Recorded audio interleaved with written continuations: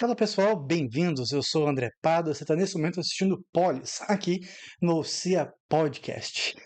E a coisa ferveu de uma tal maneira que a gente teve uma decisão judicial que fez o quê?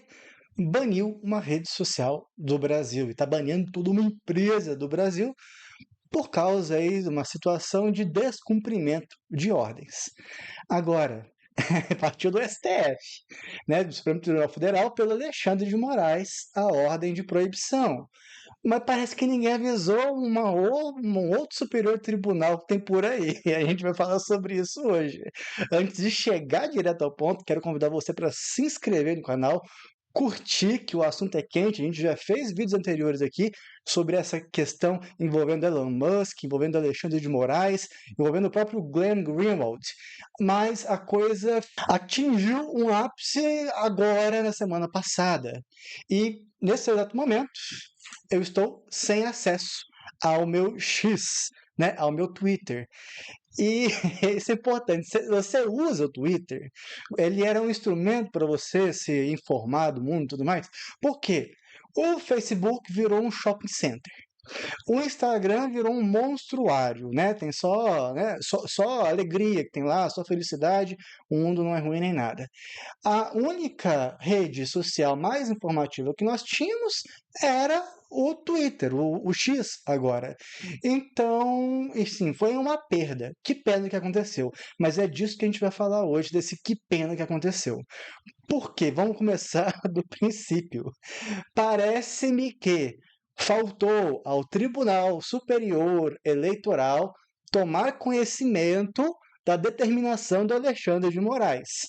Qualquer um que acessar o X do Twitter por VPN, nem sei o que é VPN, eu tava morrendo de medo, na verdade, porque do nada o pessoal começou a ser bloqueado no Twitter e eu continuei no Twitter. Falei assim, tem um VPN aqui, tá ligado? Nem sei o que é esse trem de VPN.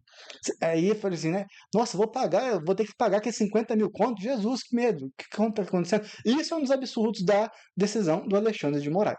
Aí eu comecei a ver alguns amigos que têm meu conhecimento do que eu falando, relaxa, tá tudo certo, não vai ser multado. Agora, se o Tribunal Superior Eleitoral ele não sabia dessa manifestação, dessa decisão do STF partindo do Alexandre de Moraes, nós temos um problema. Por quê? No domingo passado, hoje é dia 2, então foi dia 31, foi domingo, onde essa decisão já estava, né, já era fato, o TSE fez tweets. O TSE atualmente ele é presidido pela ministra Carmen Lúcia. E isso depois, né, de alguma maneira eles corrigiram, não sei como, porque eu não tenho mais acesso ao meu X, eu só vi porque ficou um tempo em que só o chip do celular era bloqueado, e depois de um tempo a internet Wi-Fi foi bloqueada. Então até quando eu tinha internet, eu ainda conseguia ver que foi quando eu vi que o TSE tinha tweetado lá as suas coisas. E a questão se fosse qualquer pessoa do mundo, né, qualquer pessoa do Brasil, tivesse utilizado o X, o Twitter, tá, ia ser tudo bem, tudo, né, tranquilidade. Agora, um Tribunal Superior Eleitoral, uma instituição dessa magnitude, errar desse modo uma decisão judicial, assim, é muito coleguismo, né, gente? É muito coleguismo, porque nesse caso o TSE, né, na figura da comunicação do TSE, da ministra Carmen Lúcia, depois informaram que não deu tempo de desprogramar o que estava programado para ser xistado ou tuitado e a coisa ficou em panos quentes.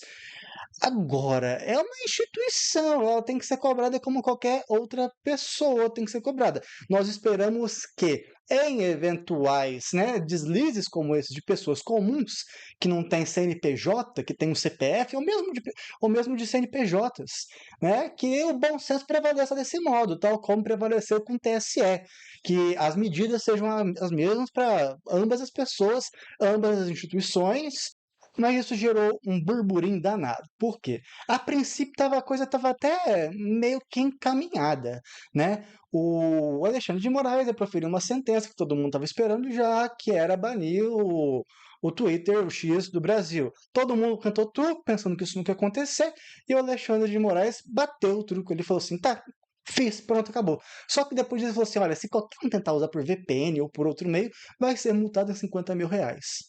Sim, cara pálido. Eu nem sei o que é VPN, mano. Nem sei se meu celular tá logado no VPN. Tive que procurar no YouTube, no Google, o que é VPN para ter certeza que eu não estaria logado. Como assim? Isso não existe. Ninguém foi notificado sobre isso. Essa ação saiu informando o X, inclusive a decisão do Alexandre de Moraes foi compartilhada e foi comunicada ao Elon Musk via Twitter em primeiro lugar, depois que foi notificado. É outra coisa grave. Então, não me notificou, não notificou você que não pode ser usado? Isso aí é complicadíssimo, é muito complicado. E aí a gente tem outro debate que vai envolver isso, né? A questão da liberdade. Até que ponto vai a minha liberdade e até que ponto eu preciso restringir a minha liberdade, né? Qual que é o excesso de ser livre? Qual que é aí a parte falta da liberdade? A gente sabe que o excesso de liberdade vai falar para a gente sobre experiências autoritárias, experiências que beiram aí, ou propriamente dito, são fascistas. E essas experiências, né, pela falta da liberdade, culmina o quê? Na escravidão. E a liberdade é um tema caro também para a filosofia. A gente vai percebendo que a sociedade brasileira ela está em uma redoma, em um muro que vai, né, se aproximando até esmagar todo mundo. E o pessoal tá assustado com isso. Por quê? Nós estamos aqui, vocês estão fazendo o que vocês bem querem do lado de cá. Enquanto estamos aqui, vocês estão fazendo o que vocês bem querem do lado de lá. A culpa é de quem? De lá ou de cá que estão fazendo as coisas da mesma maneira?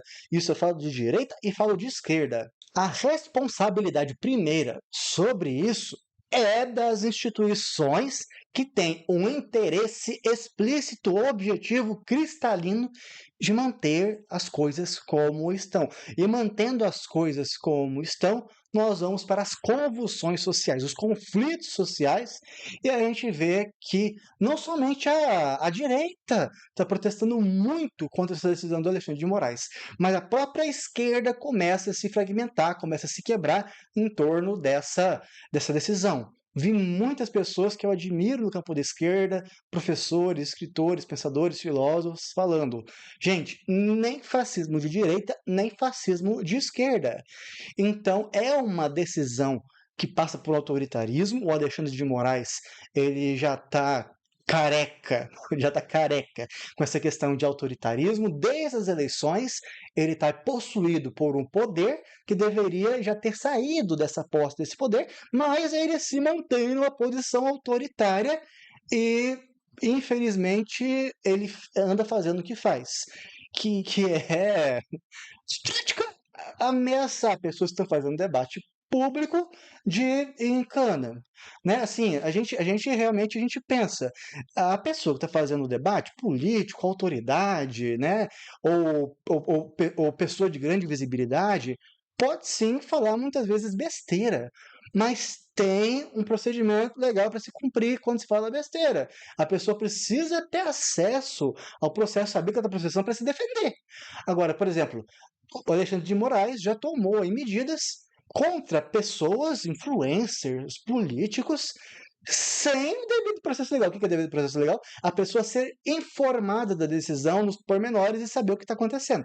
Tem gente que nem isso teve direito de ter. E quem falou muito sobre isso também foi o Glenn Greenwald, falando de como o Alexandre de Moraes, o Xandão, tem se posicionado de maneira perigosa quanto aos processos que ele anda vendo, observando, enfim, acompanhando. E eu tenho em mente que isso não vai parar tão cedo. As coisas vão ficar cada vez mais apertadas. Por quê? Porque está se fazendo um tensionamento entre as instituições, entre a população, uma coisa que foi apontada, por exemplo, pelo próprio Ciro Gomes, né, falando assim, eu entendo a intenção do Alexandre de Moraes, sei que a intenção é a melhor possível, mas isso está sendo feito de uma maneira extremamente complicada, né? Vai virar um xerife brasileiro, considerando que o que ele precisava fazer em termos de acompanhamento devido ao processo legal, ele está falhando. Ele está falhando muito e virando uma estrelinha, né? E está virando um Sérgio Moro às avessas aí. E isso aí ainda a gente coloca na conta de conversas que Alexandre de Moraes teve com tribunais e ele fez isso de uma maneira indevida. A fazer indevida, né? Foi ilegal? Não foi ilegal, mas foi fora do processo como deveria ter acontecido. Aí o que o próprio Ciro Gomes vai falar? Produziu nulidades. Aí o que acontece? Essas nulidades podem fazer a mesmíssima coisa que aconteceu com a ocasião da prisão do presidente Lula.